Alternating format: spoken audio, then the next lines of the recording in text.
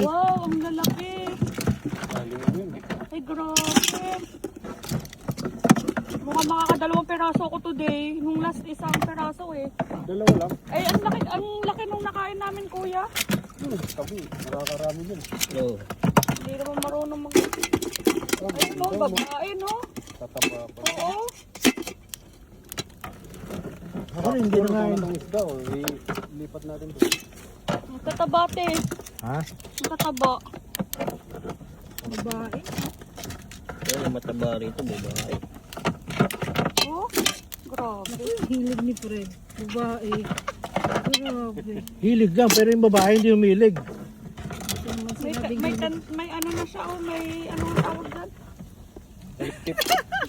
May itlog. Hindi, yung ate, yung parang ano. Ano kahit paangat ano, tapos biglang nasabit yung ilong ni Fred. Ano?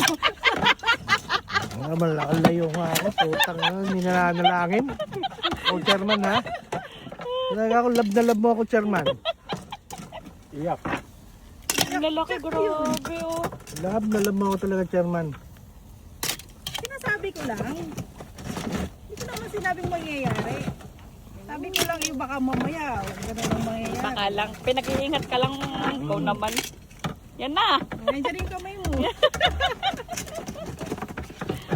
Ayan, ang laki, oh, grabe, oh. Ayan na Fred. Pwede na yan. Kasi hindi na Lalaki yan. matatakpan. Ano yun? Ang po yan. Ito, sir. Tama na. Pataba, ano daw. Sige. Talagang gustong masipit si kuya, eh. Hindi ba? Dami pa. Dami pa. Hindi kaya pa rin. Hindi kaya. Sakto, no? Papalit na natin doon. Pwede na yun. Kaya natin, no?